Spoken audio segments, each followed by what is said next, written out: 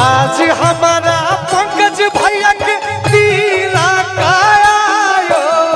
आज हमारा पंकज भैया के तिलक आयो। आज हमारा पंकज भैया के तिलक आयो। आज हमारा पंकज भैया के तिलक आयो। कि आज अंगना में बजता बधाई ये भाई शोभा बरानी में जाए।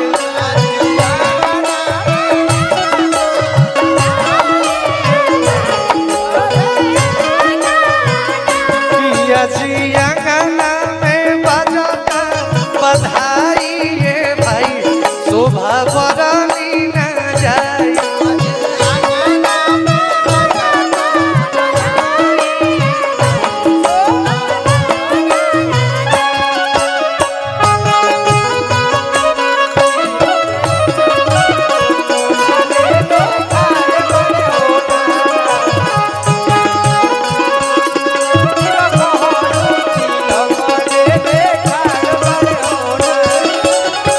पहले के गीत में सवाल और जवाब दोनों होते रहे। लोग सवाल के सीखे साबिल तो केहू जवाब देला अपने के भैया